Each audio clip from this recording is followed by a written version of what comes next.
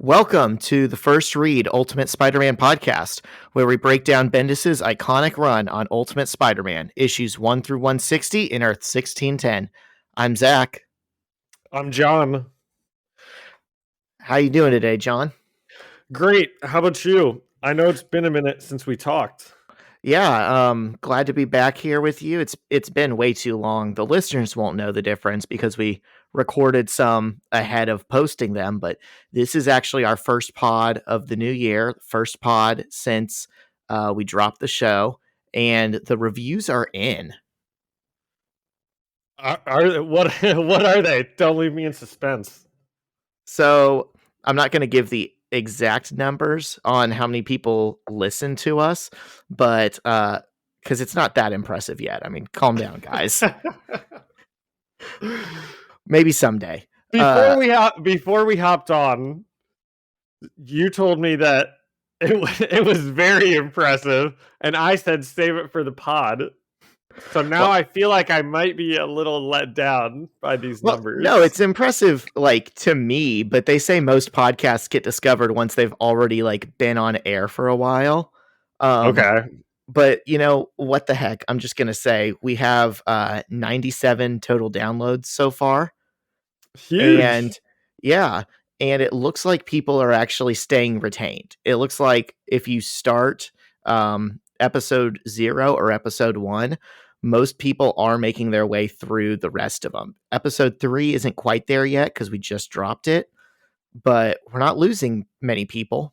And then y'all really like us on Spotify. Spotify is pulling its weight. That's 54% of our listeners.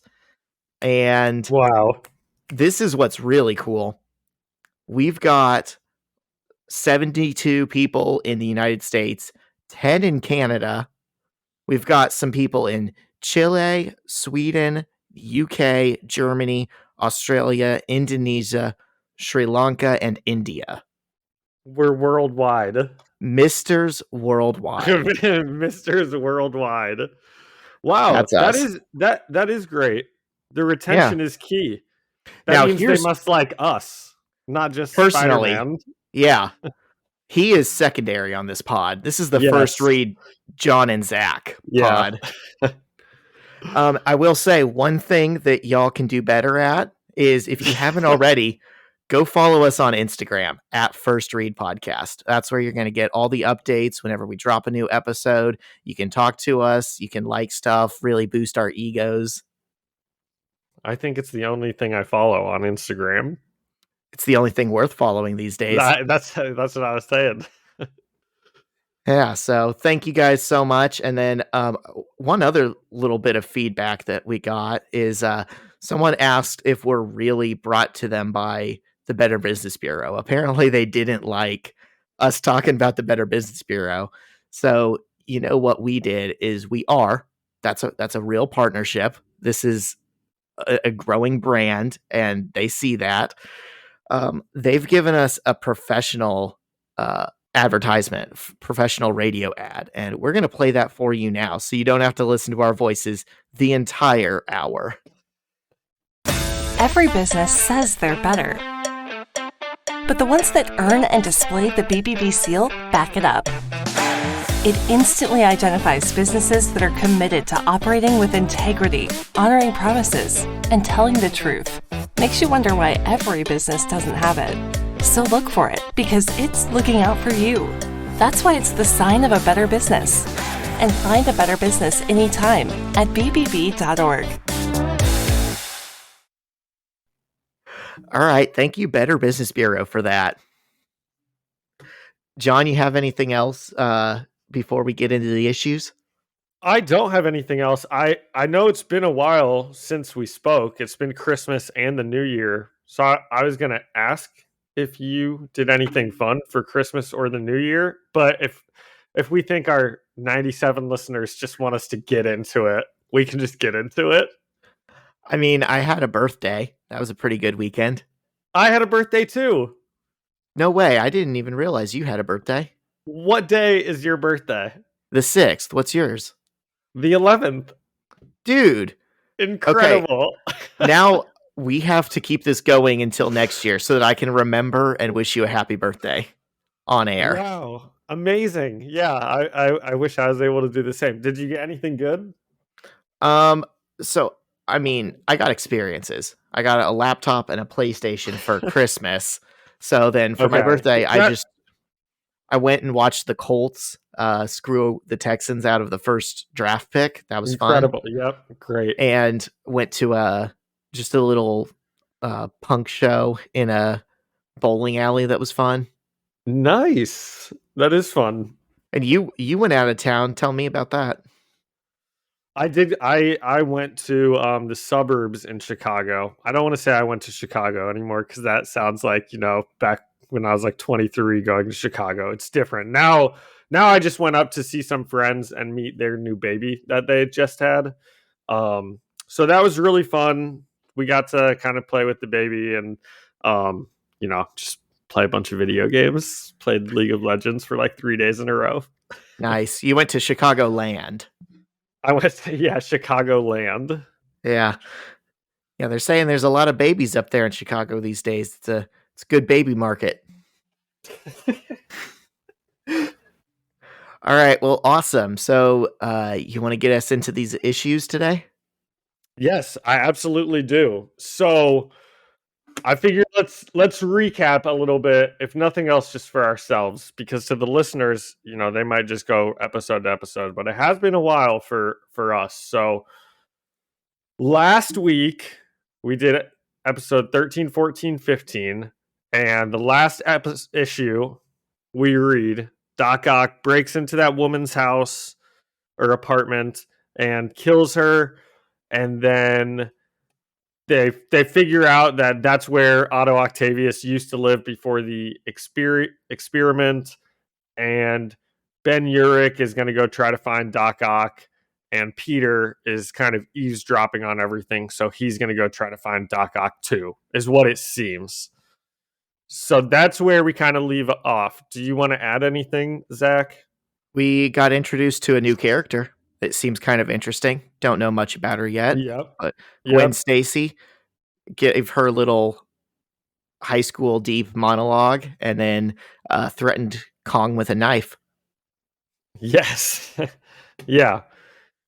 And then let's see, did anything else happen? So we met Gwen Stacy. Doc Ock did some killing. I think that's about it. I think those are the big beats. And the kids are still working on a superhero project. Yes. Hasn't been in a couple issues, but previously that is true. on. These issues move kind of fast. It really is like it could be a couple issues in a single day, and then the next issue is like the next day or 2 days later. Yeah. Okay, so issue 16, written by Brian Michael Bendis, penciled by Mark Bagley, inked by Art to Bear. Bagley. Sorry. Inked by no, I want you to. I will be annoyed if Mark Bagley listens to this episode and we mispronounce his name and don't say anything about it. We got to do it right because we're going to get him on. Mark, we're coming for you. And if we can get Art to Bear, then there's really no excuse for Mark Bagley. Okay, so we open with Doc Ock having a conversation with someone or something off screen. At first, I thought maybe he was talking to his arms. But we find out in just a bit that that's not what was happening. He's talking to something off screen, and he's saying, "You tried to kill me. You turned me into this. You're evil." He kind of references that he and whoever he's talking to have a history of espionage and like spying on Norman Osborn, things like that. And we're not really sure who he's referring to. But we know Doc Ock believes that this man is the reason that the experiment went wrong. And he's the reason that Doc Ock is now in the situation he's in with the legs. Zach, do you have anything to add to that? Because I'll probably be asking you a lot about these 3 issues, like what was happening here, what was happening there, because I kind of didn't understand some of it. And I don't know who this guy is. Yeah, there's some nuance there. I have read this before, obviously, and even I had to like go back and reread a couple parts because I was like, I feel like I just missed something. I will say in this opening scene where Doc Ock is kind of monologuing, even without knowing who he's talking to or what the context is, you can tell he's cracking. Like in one panel, and just one panel, he's got tears streaming down his cheek. And then in the next page, there's a panel of him like open mouth laughing out loud. And you can just tell like he isn't quite all there. Like something, Yeah. the experiment did something to him. Yeah, he's completely losing it. And then the panel changes and we see that he was talking to a painting of some old man that I hadn't seen before. And Doc Ock says he knows that this was his fault and he promises to ruin the old man. So I don't know if do you want to tease who that is or just keep moving? It'll be explained later in the Yeah. episode. Yep. Yeah. So we go from that to a commercial for Kraven the Hunter's TV show. And I love how they just like throw random characters in as if they're just part of the everyday world. Like they do it with Kraven the Hunter here. I think later on, in not this issue, but another one, they do it with Eddie Brock. They're just like throwaway kind of, lines to just be like, these guys are in this universe also.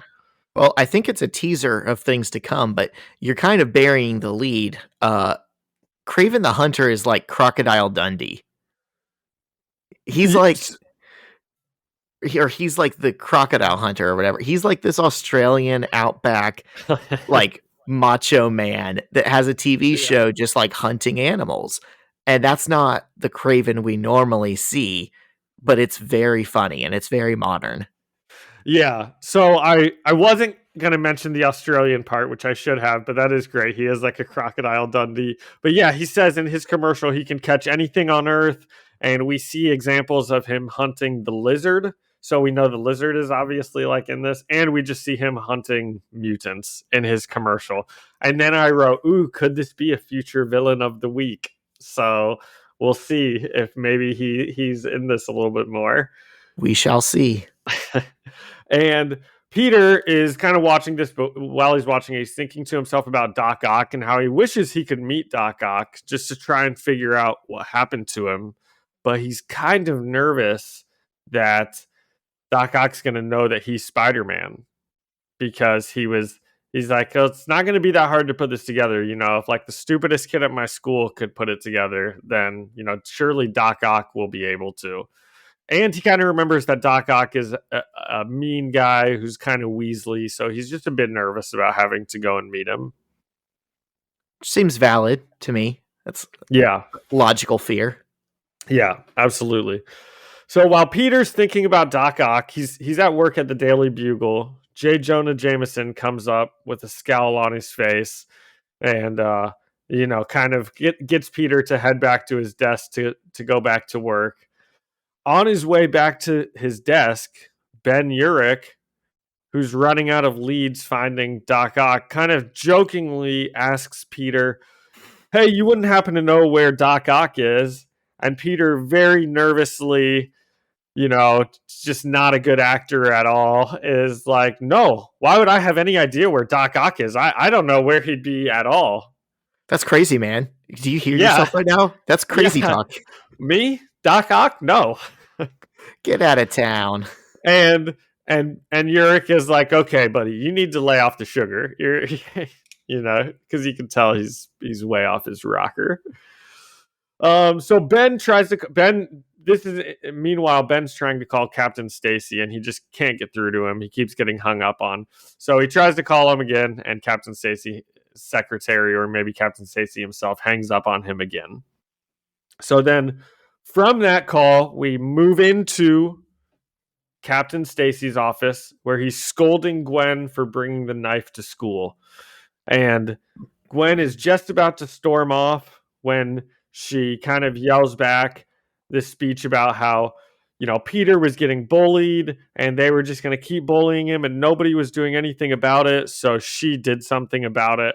And she's like crying and she's saying, "You tell me that what I did was wrong," because, she knows that her dad would think what she was doing was right. And her dad just says, like, "You can't pull a knife out on kids at school," which is pretty good parenting, even if she was right about standing up for kids that are bullied. You shouldn't be pulling knives out of school. And that's from a teacher. Yeah, if I may be so bold, the First Read Ultimate Spider-Man podcast strongly condemns weapons of any kind in a school premises. Absolutely. Even if there's bullying. Even it shouldn't if. be that even. Yeah. I think it's interesting, like, he's yelling at her about the knife, which is reasonable, but her whole thing is, "You never asked me why I did it. Like, you're telling me not to do it." And then that's when she brings up the whole bullying thing. Yeah. Yeah. Yes, that is. And one thing she says is she doesn't just say they were picking on some kid at school. Do you know what she says, Zach? They were picking on little Peter Parker. They were picking on cute little Peter Parker. Yeah. So we might kind of be setting up a little love triangle. Also, in a couple panels before where Peter is kind of thinking about Doc Ock, his mind kind of slips to, "Oh yeah, and there's that new girl at school, Gwen." And then his immediate next thought is, "I need to call Mary Jane." Yes. So I noticed that too. There's definitely some wires getting crossed here. And then we cut to Gwen Stacy talking about cute little Peter Parker. So I don't know. Love triangle brewing. He caught himself slipping. And I think it's funny that it seems like Gwen likes him because he's just this little helpless thing. And MJ likes him and knows that he's not. Yeah. There's a funny little dynamic there. That is. So as Gwen ends up storming out of the office, she says she would do it again. And then Ben Urich finally gets a hold of Captain Stacy by pretending to be his mom. And he tells Stacy the connection between the murdered woman in the apartment and Doc Ock, that was Doc Ock's apartment before the experiment. And then Captain Stacy is confronted by two homicide detectives. They say, well, I think we find out those are the S.H.I.E.L.D. agents, right, Zach? Those are the S.H.I.E.L.D. agents from later on. Yep. I believe. Yeah. And, but I said he's confronted by two homicide detectives who look awfully shady. All they say right now is, "We're federal." That's all we can say. Okay. Maybe I misread. I thought they said something about homicide, but I don't know. But yeah, they don't really mention who they are. They're kind of shady. They do that like cop show thing where they just like barge in and say like, "We're taking this over," but then don't show ID or anything. They do that a couple times today. We're going to talk about. That's their whole thing. Yeah. So back at the Daily Bugle, there's a mention of a break-in by a person with metal arms. Peter overhears this and heads over there with Spider-Man. We then learn that the man from the portrait, well, we actually still don't learn who he is, but we learn he's with his team of people. And I think the main guy we are going to be following here is not the man from the portrait, right, Zach? Because the man in the portrait that was clawed up by Doc Ock that he was talking to earlier, that is his daddy. Yeah, he's got a gentlemanly Southern voice, and it literally says, "That's not me, it's my daddy." So the old guy looks like his dad when his dad was old. Yeah. I think he says, I don't want to do the whole accent for the whole sentence, but he says the only difference between his daddy and him is that he would never be so like full of himself to hang up a portrait in his office. Yes.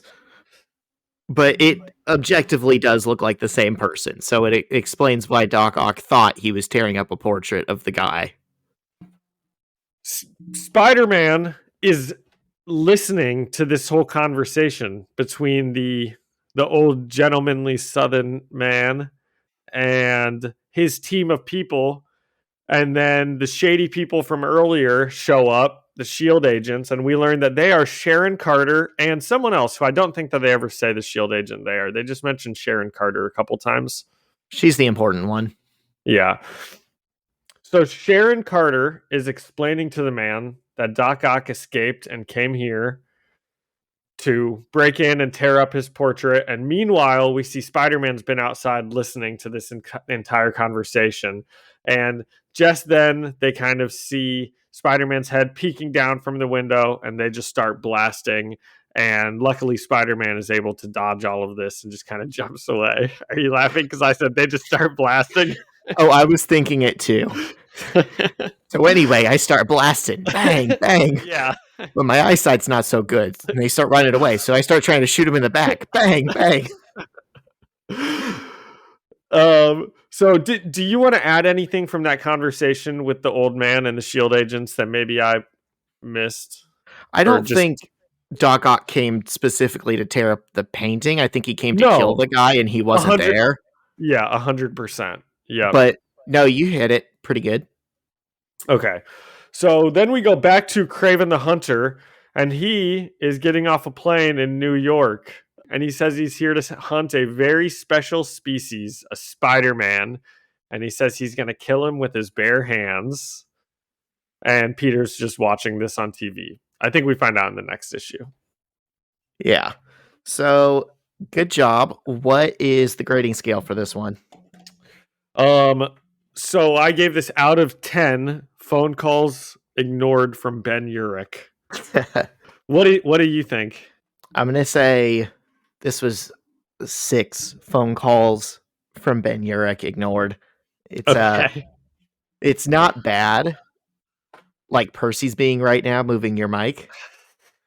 But I don't know. It's an issue that just gets you to the next stage of the story. You know, not too much happens in it.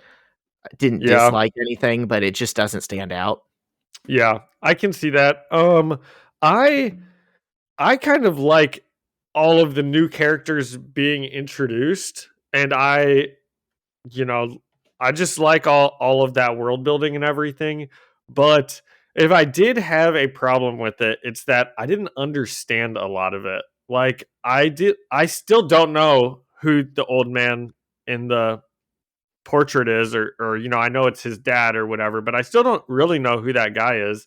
And I didn't know who the SHIELD agents were when they showed up, and it seems like maybe this is potentially even becoming like a Bendis thing where he introduces people and then you're just expected to have to wait to find out who they are for a half an issue or an issue, which isn't the worst thing in the world, but it does seem like sometimes it happens a lot, like it did in this issue.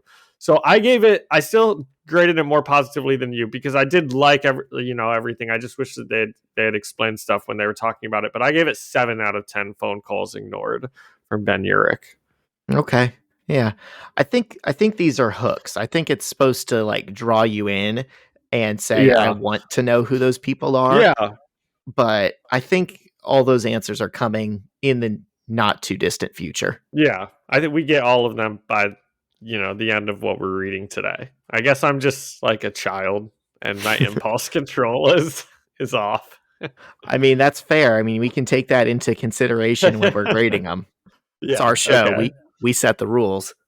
All right. So moving into issue 17, this is written by Brian Michael Bendis, penciled by Mark Bagley, inked by Art Taber, colored by Jung Choi, and lettered by Dave Sharp. So we open on Kraven the Hunter on TV saying, I'm here to hunt you, the one you call Spider-Man, and I'm going to kill him with me bare hands. Way better than I did that in the last issue. I don't know that it's good, but it's earnest. I'm trying here. Yeah. And Peter is eating cereal and watching TV in the living room as Kraven says this, and he looks worried by Kraven's announcement, which makes sense. And Aunt May comes by to tell him not to eat in the living room. And she asks him if he's going to the Bugle after school, and he says yes. And as she walks away, he kind of just like says to himself, "Guy says he's going to kill you on a morning talk show. What a completely crappy way to start the day." Yep, that's a good line. I wrote that one down myself. Yeah, it stands out. It's very Peter Parker. Yeah. So we cut to Kraven doing exercises while a marketing person shows him like a poster of himself hunting Spider-Man. I wrote in my notes that this is a marketing person because we don't really get the answer. But then after thinking about it, I'm like, it's probably his agent. I said it was his manager. So I think his agent or his manager or something like that. Yeah, Yeah. it's assumed to be like whatever business person is kind of taking point on Kraven's, brand. And Kraven admits to the agent, marketing dude, business manager fellow that he's still not totally into this. And the guy tells him, "Tough, the ship has sailed, the word is out." And Kraven just thinks it's cheap theatrics. And his marketing guy tells him it'll keep him on air long enough to get to 100 episodes and send his show into syndication. And then they'll all make Seinfeld money. Seinfeld money, baby. That's such a funny, like, villain motivation, but it works. I like it. Well, I wonder if so do you think he's like a real hunter? Like do you think he actually like has fought the lizard and these mutants, or is this acting? I think he really intends on killing Spider-Man. I don't think they're gonna, stage it with some guy, dressed up like Spider-Man. I think this is a serious Okay. plot point. Although they did just say, "How did you get that picture?" Because the advertisement is like Kraven holding up Spider-Man against a wall, I think, right? With a And Kraven's spear. Yeah, and Yeah. Kraven's like, "How'd you get that picture?" And they're like, "We dressed up one of the interns or something." That is very funny, but I mean, that's what they would do, I guess. I mean, they Yeah. also probably would stage him killing a man, not actually doing it on TV, but Yeah. that's semantics, baby. They don't care about That's semantics, baby. they don't care about mutants in this world, so You whatever. don't worry about that, Kraven. We'll worry about that. You just be sex appeal and manliness. Yes. So, Craven's girlfriend walks into the room in a bathrobe, and the marketing guy says, "Oh, we also need to get her a bigger role in the show." And he just like starts objectifying her to her face, and they both turn on marketing guy. And he's kind of like trying to backpedal that, and he just continues and says, "For the next 6 months, you have to be sex and violence personified." Um, so I thought what he was about to say about the girlfriend, and maybe I'll try to pull it up, is I didn't think he was objectifying her, or maybe he was a little bit, but I thought he was saying, and she's Wakandan, and that's when they like cut him off. Was before he could finish that word. See, I couldn't tell if that's what he was going to say because, like you said, the word is cut off. It, for some reason, the spelling didn't look like Well, Wakandan. I think it's because it has an I at the end. Yeah, Because he's gonna say Wakandan. He's not. She's from Wakanda. He's saying she's Wakandan. I think, but I don't know. It was kind of hard to tell. I was gonna ask about it. I think that is a good guess. I had the thought, but I wasn't confident enough about it to actually like put it in my notes. But since that's how you took it too, I'm going to say that was probably the intent.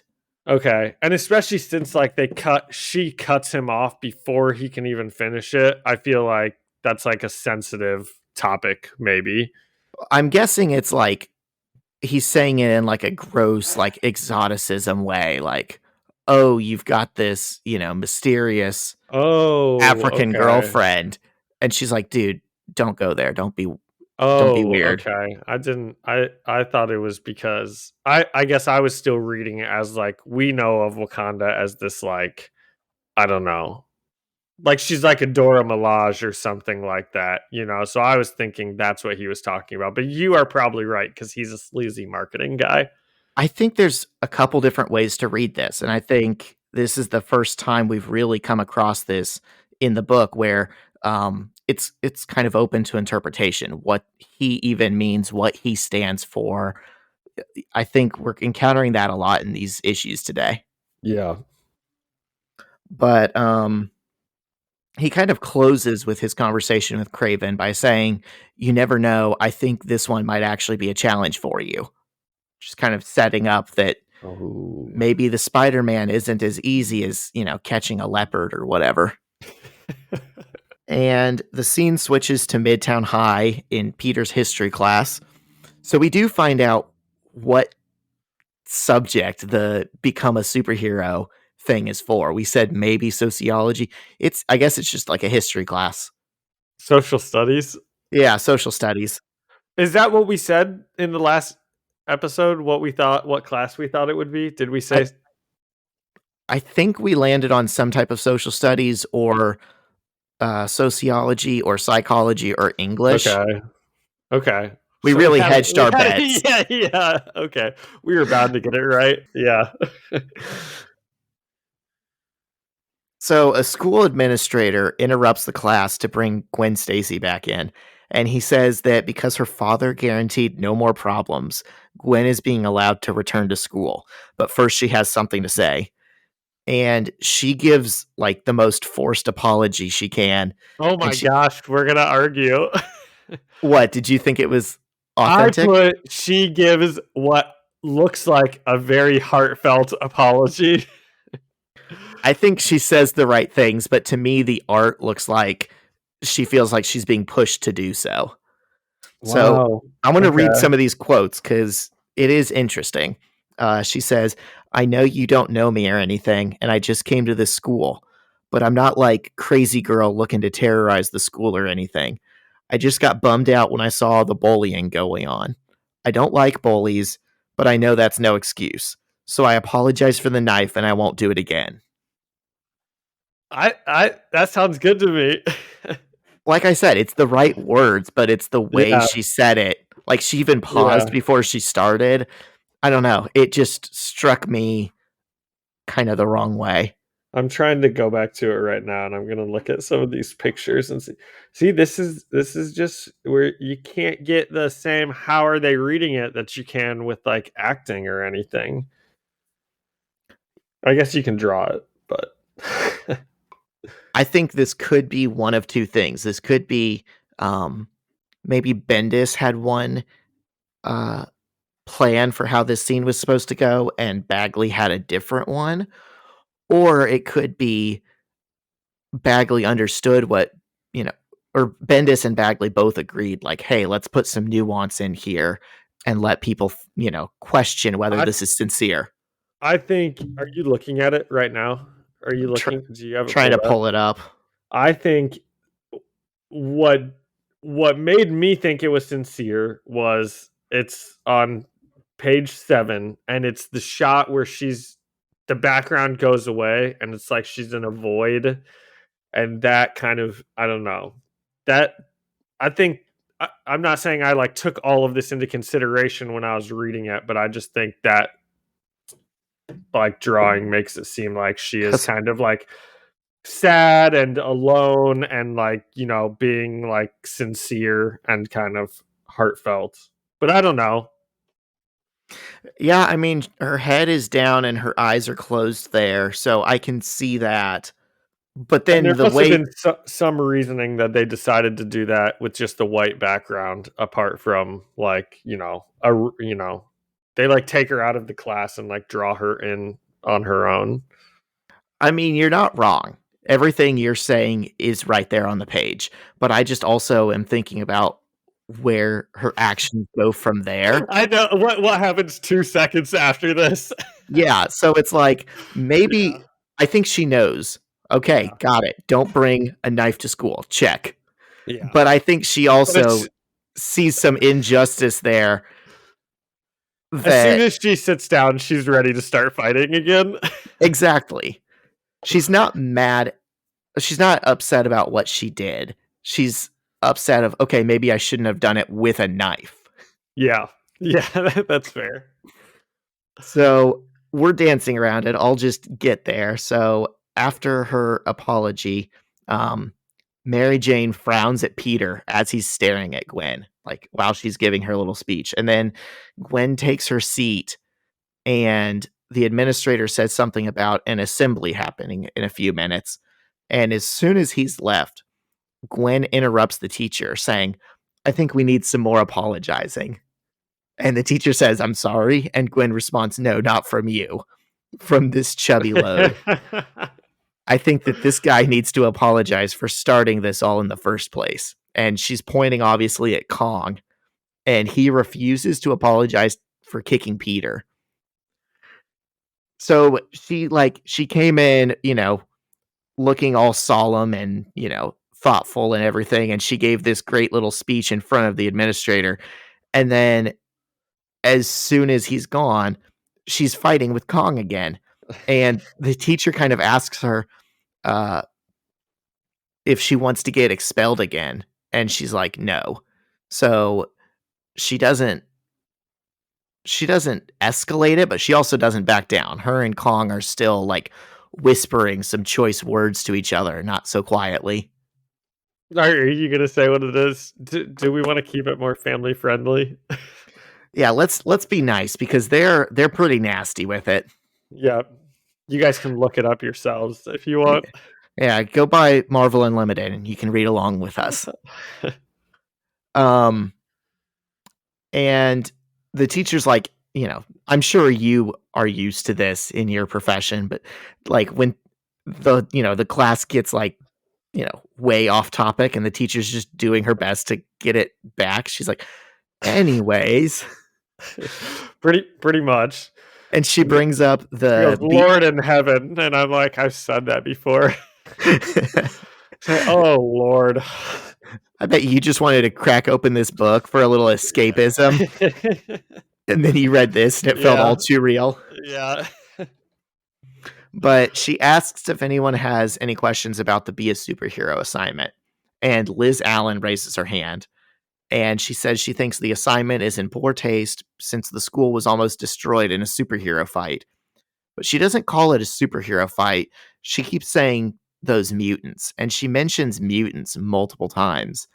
And she says her mom doesn't believe schools should even talk about mutants and that she'll be bringing it up at the next PTA meeting. And she maybe has a point to start because the assignment might be in poor taste since their school was just destroyed by some superheroes.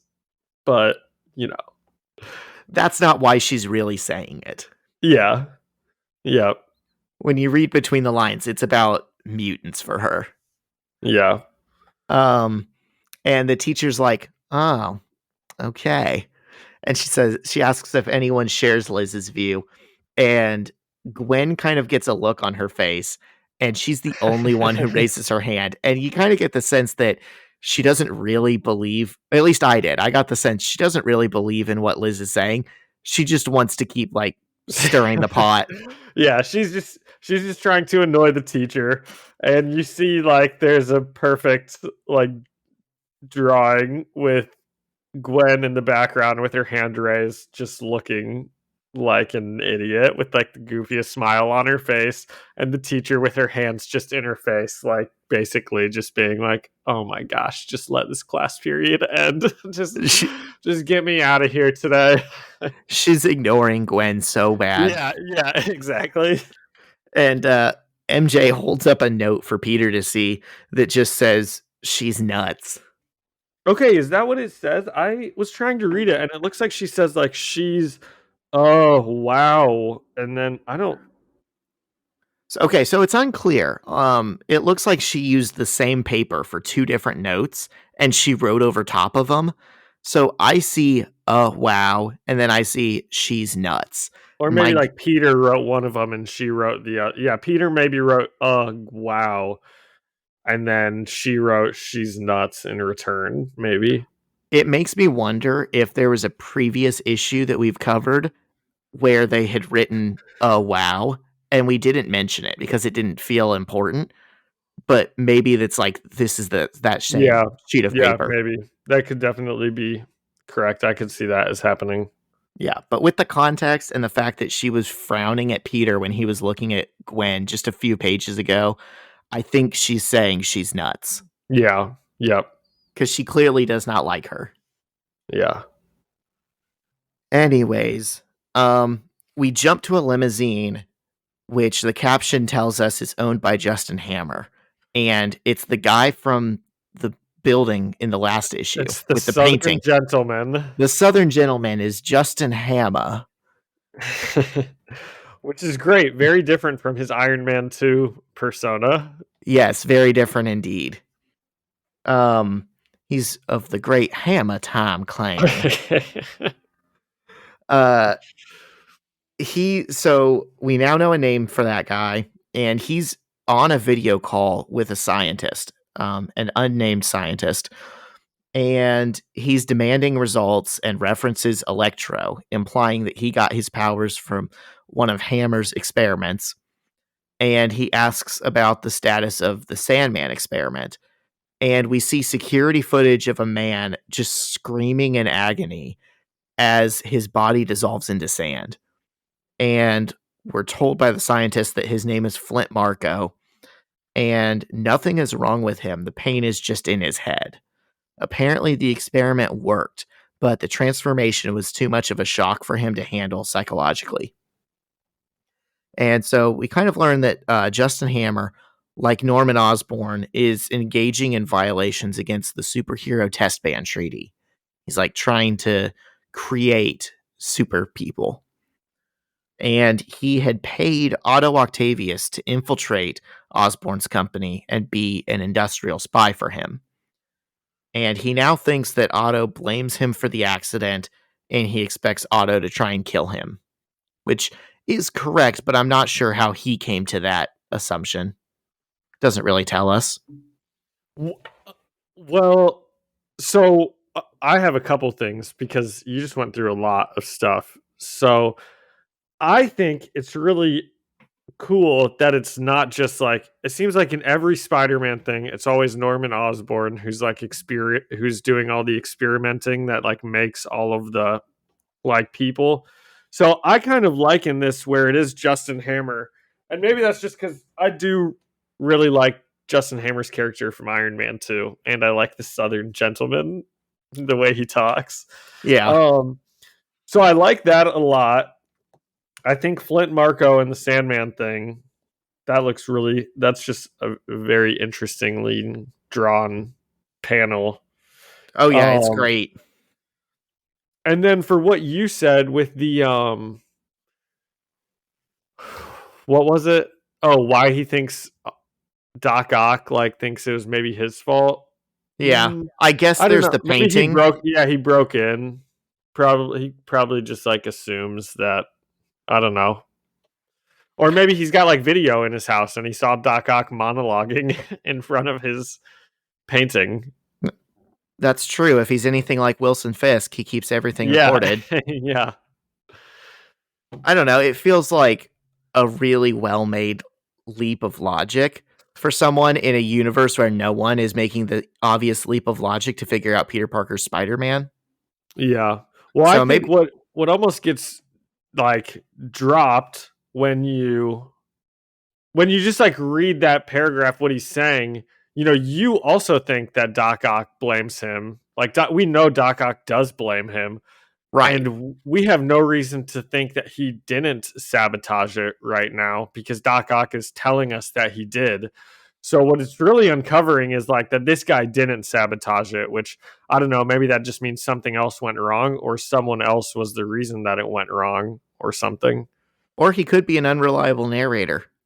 Maybe he did, Yeah. and he's just telling the people around him. That's true. Yep. Oh, he thinks I did this. We don't actually see him deny it. Yeah, that's true.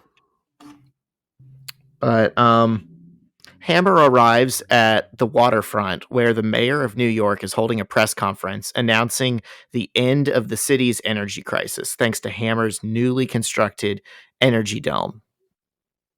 And Hammer Time takes the mic and starts talking about the Energy Dome project.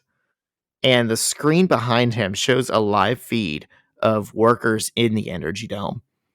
And Ben Urich is there. He's one of the reporters covering it. And he asks, Mr. Hammer, what is the nature of your relationship to Dr. Otto Octavius? And of course, Hammer, says, oh, I don't know anyone by that name. And almost on cue, Octavius appears on the live feed right behind him, killing the Energy Dome employees. And Urich says, well, he knows you. And Octavius is smiling menacingly at the camera. And then meanwhile, we see what the convocation was about. And Octavius is also in a brand new uniform or outfit that he's got. He's in his like classic comic Doc Ock look now. Yeah, green jumpsuit. Yep. And so meanwhile at Midtown High, we find out what the convocation was about. The principal tells students that a segment of Kraven the Hunter's show is going to be filmed there, and that anyone who wants to have their faces shown on TV needs to have their parents sign a waiver. And he's interrupted by someone delivering a note, and he tells the students, we've just received word that there's been some kind of trouble in the city. We're still getting details, but authorities have asked us to ask you to remain seated and remain calm.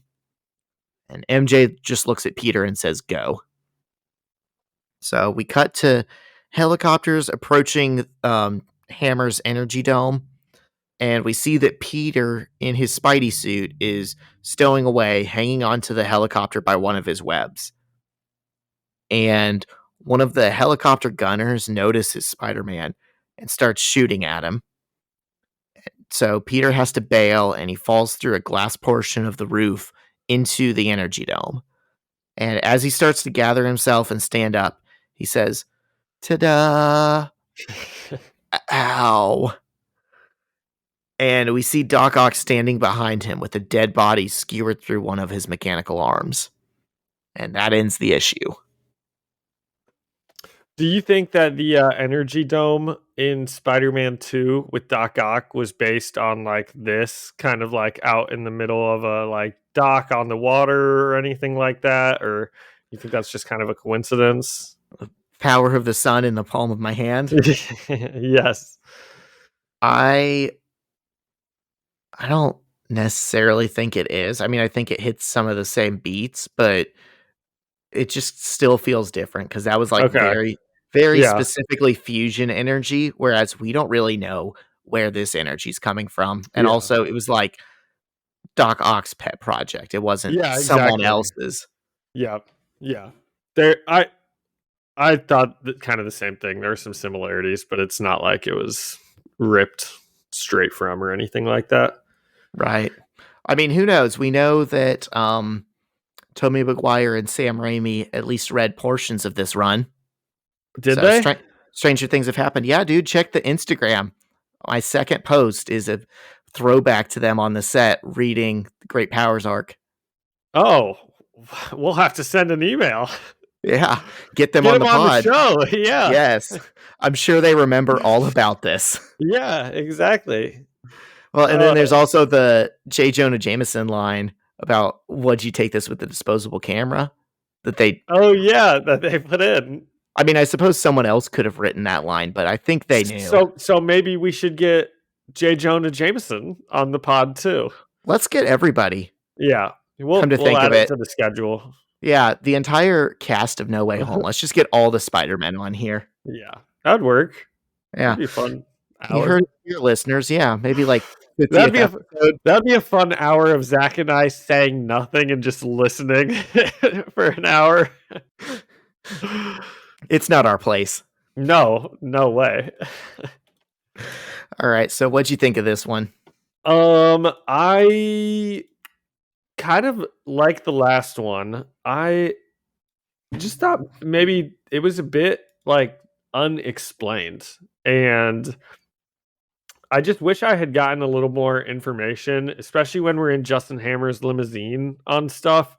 I don't like when I'm reading something and and I have to like read it 2 or 3 times over because I'm like, did I miss something that I was supposed to catch there? And then it was like, no, I didn't miss anything. I don't know. So I don't know. I kind of feel like I would have liked to have seen a little more just about Justin Hammer and all of his stuff. And I gave it a 3 out of 5 supervillain experiments. It's funny you say that because that limousine scene is specifically the one I had to reread a couple times. Yeah. It 'Cause just covers a lot, like, really quickly and without that much information. yeah, it's supposed to be exposition, but it's like a scientist talking about another scientist with a guy that we just learned his name of, and we just learned what business he's in, but he's been in the last couple issues.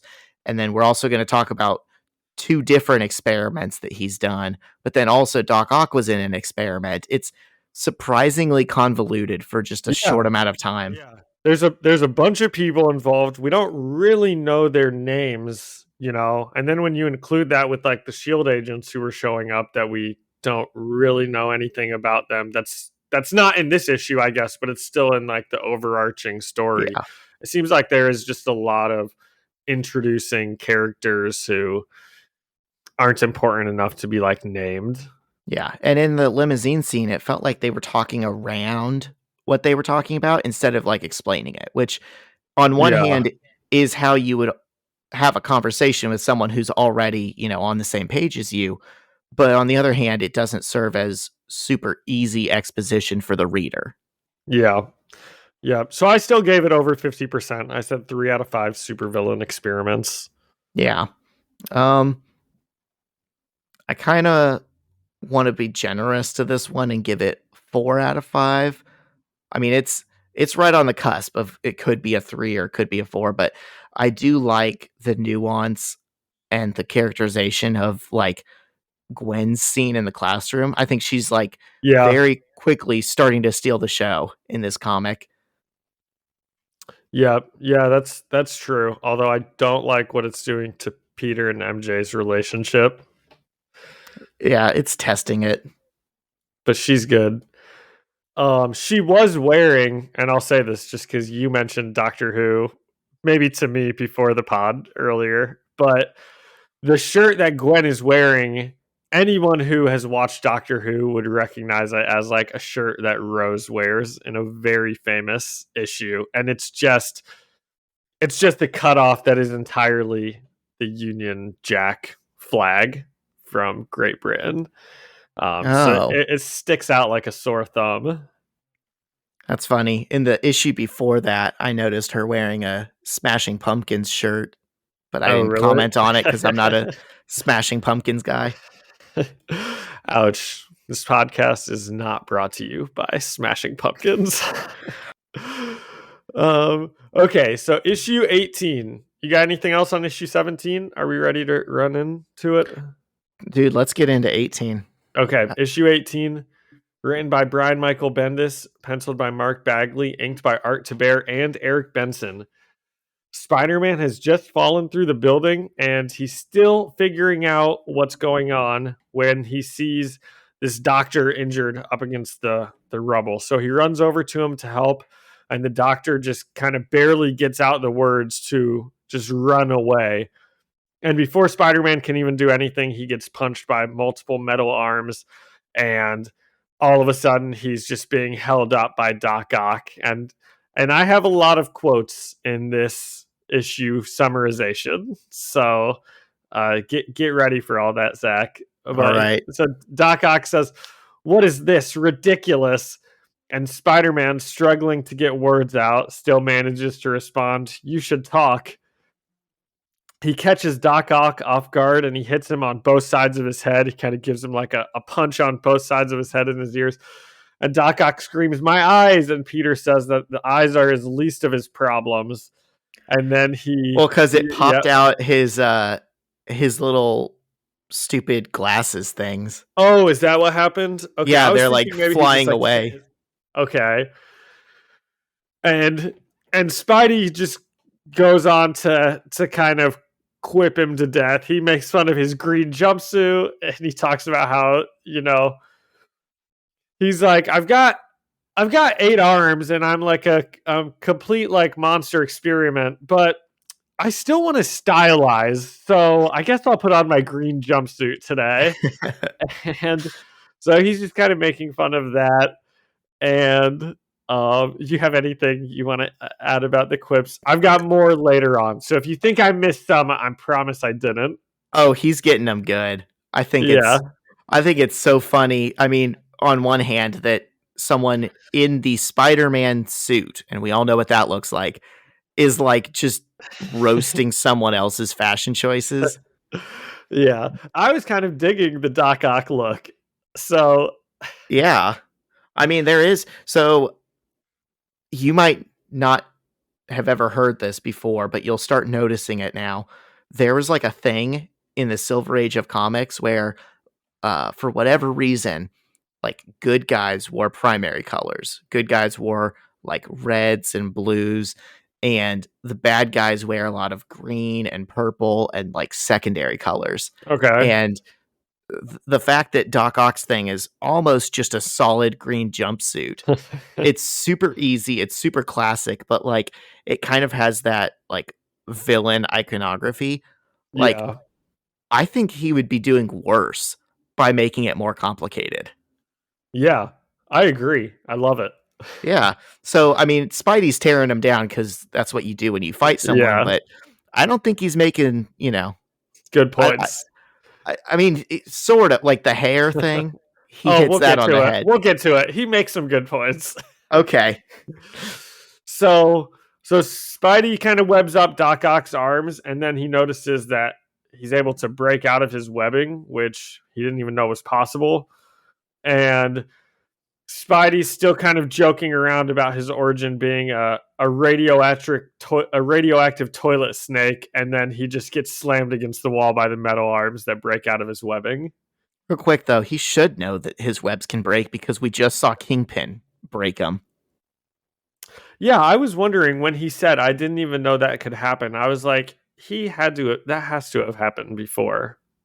But Sounds fake, but okay.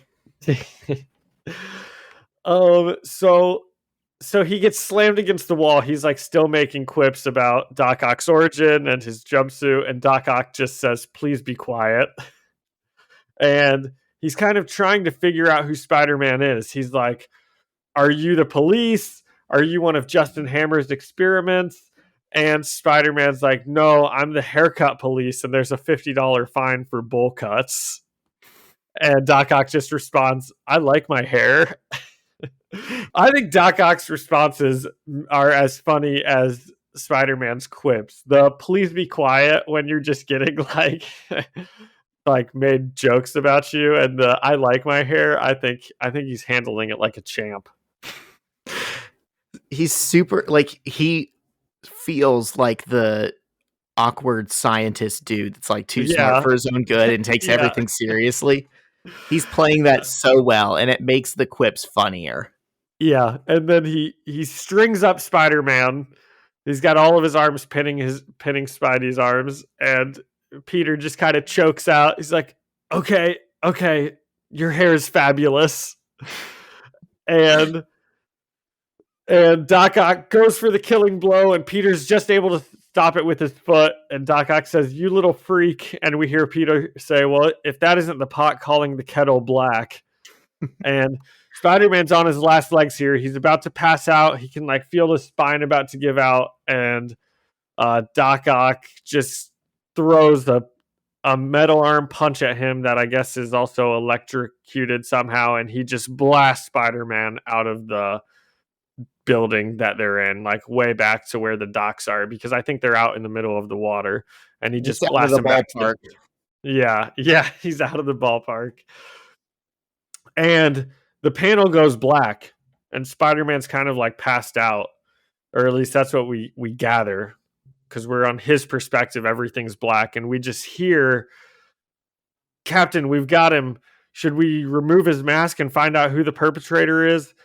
And Spider-Man wakes up, and he's completely surrounded by like 6 or 7 agents that are aiming guns at him. And they're about to take his mask off when up walks the two shield agents from earlier, and they pull the immediate, like, we've got jurisdiction here. This is our perp. And then the other police officers are like, well, hey, this is our perp. We've got jurisdiction.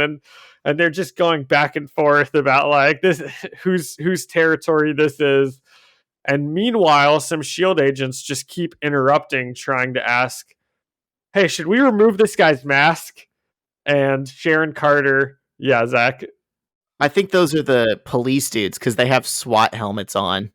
Oh, were they? Okay, so the police agents are just holding Spider-Man. They're like, should we remove this guy's mask? And everyone's just arguing about whose jurisdiction it is. And of course, this is the perfect opportunity for Spider-Man to web up the guys that are closest to him and just jump away into the water very, very easily. Well, do you see how he does that? Um, They're all I'm- arguing, and he points and he says, "Hey, is that Charlton Heston?" And everyone turns their head. Oh, no, I don't even think I like did realize that sign or that phrase, but I was like, I was just, I guess I didn't even realize that was him making a diversion. That's funny. Yeah. I think it's funny that a high schooler, like the celebrity he thinks of is Charlton Heston. Seems kind of random, but I like it. Yeah, in the early 2000s, right? Yeah, right. So Peter he jumps into the water and he kind of is able to swim away. He's dodging bullets again. I meant to say in the last episode, but it seems like every episode ends with Spider-Man just getting shot at and dodging gunfire at this point. And he's able to swim away and escape, but he does lose his Spider-Man top. He still has his Spider-Man like bottom part of his costume on, but he loses his shirt and he's topless. He's topless.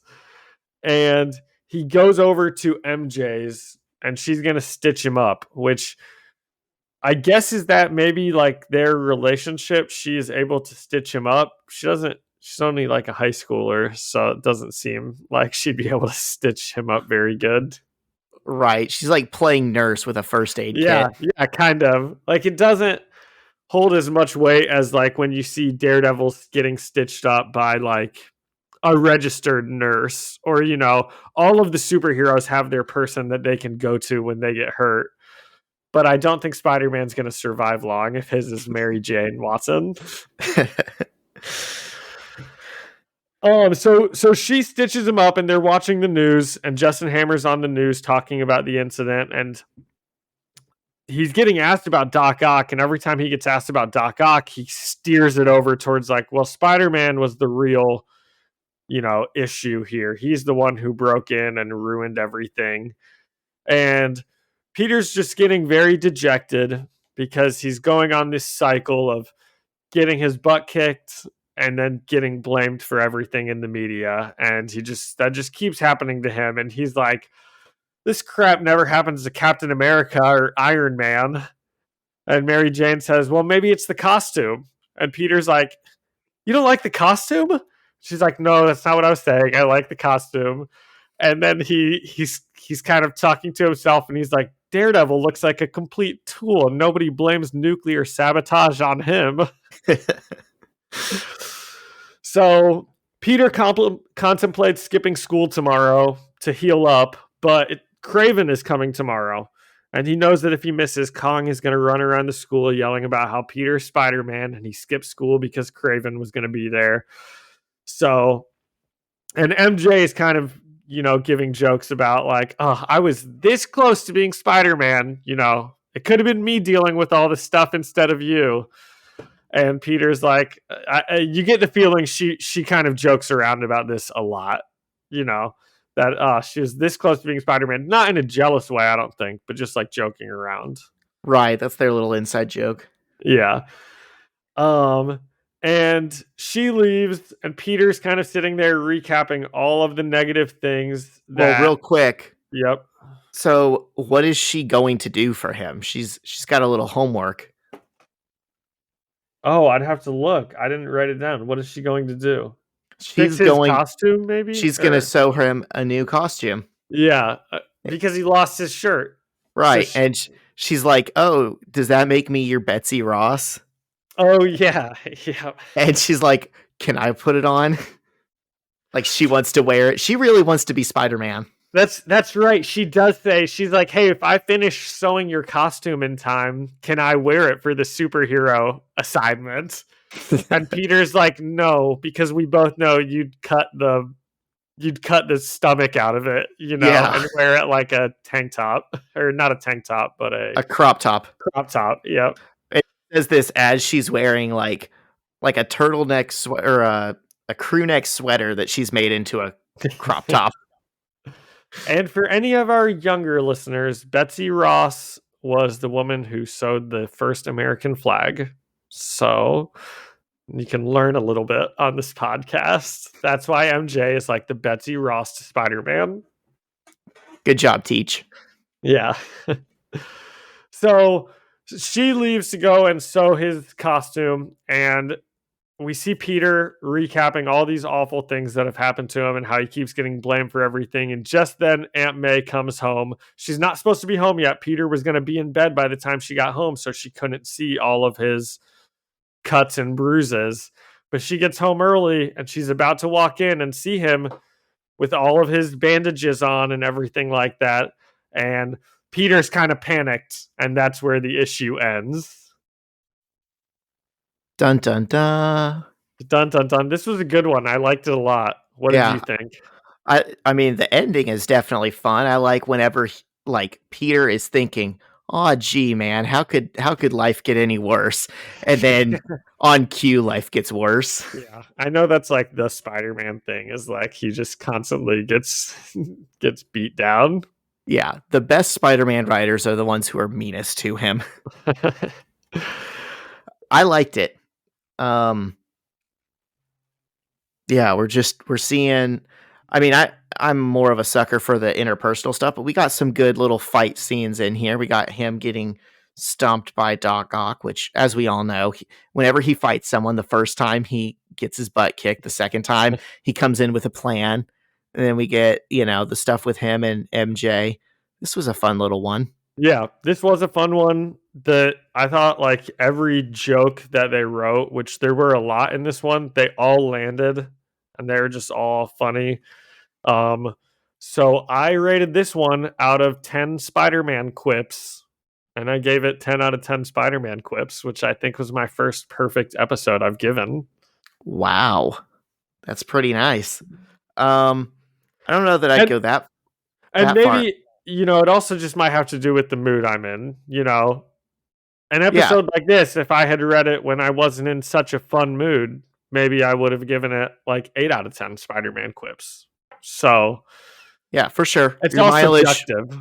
Your mileage may vary on these. Yeah. I thought it was a good one too. I'm going to give it 8 out of 10. It's not one of the better ones in the whole series, but it's probably the best one we covered today. Yeah, I think the Daredevil joke got an actual laugh out of me when I read it. Daredevil looks like a complete tool, and nobody blames nuclear sabotage on him. Yeah. Now, I got to use that because that sounds like a perfect segue. We are not going to see what happens with Aunt May coming down the stairs next week. We're going to take a break, and we're going to go back to the Team Up series. And John, you get to see some nice Daredevil action. Love it. Yeah. So next week we're gonna. So what issues are we doing next week? Next week we are doing Ultimate Marvel Team Up issues 6 through 8, and then 2 weeks from now we will be picking back up in the regular series with issue 19. Okay, I love it. Very exciting. Nice. And then, since I cut you off to say that, did you have anything else you wanted to say about this issue? I don't think I do. I think we covered it. I put a lot of the quotes in there, so you did a good job. It got covered. Yeah. The right ones.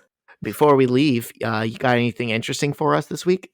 I do, as a matter of fact, because I know last week Well, for us, it was like 3 weeks ago. But last week's episode, we talked about Babylon, the new Tobey Maguire movie. Is Yes. there any chance you went out and saw it? I have not. I haven't been to the movies in forever. Well, Zach, that doesn't surprise me that you didn't see it because it totally bombed. Could not have done any worse. I'm going to read you the numbers on it. Okay. Okay. And I got these, by the way, from a podcast I listen to called The Weekly Planet, which is a much better podcast than the one Zach and I are doing. You've shown me that before. And it's my favorite one. So I'd highly recommend listening to it. But they talk about the bombs of the year. And the number one bomb of the year was Babylon, which had a budget of $80 million. And when you look at what a movie's real budget is, you want to basically double what the budget they say is, because whatever they spend on the movie, they're going to spend that on marketing. So the true budget is twice whatever the actual number is. Okay. So Babylon's budget was 80 million. That means they spent roughly 80 million on marketing for $160 million budget. It made $3.5 million. Wow. That is incredible. That is incredible. And I felt like their marketing might have even been more than 80 million because like when you brought up, oh, Tobey Maguire's in a new movie, I instantly knew. I was like, I don't know what this is about. The trailer is very confusing, but I've seen it so many times. I've seen the like advertising for Babylon more than I'd probably seen any like advertising for something that wasn't a Disney, Avatar, Marvel, or DC movie in the last year. Well, and that must just be a testament to how bad they did marketing, because now you have said that you watched so many trailers and didn't know what the movie was about. And the only trailers I saw for it were those little like 5-second trailers where all I saw was Tobey Maguire's face. And then it was just like and he was like nervous or something. I don't even remember. And it was like Babylon. And I was like, I don't know what that is, except that Tobey Maguire is in a new movie, and I need to tell Zach about it on the pod. I still don't know what it's about. You could tell me it Neither do had I. any actor in it and was about any subject, and I'd say, yeah, that sounds about right.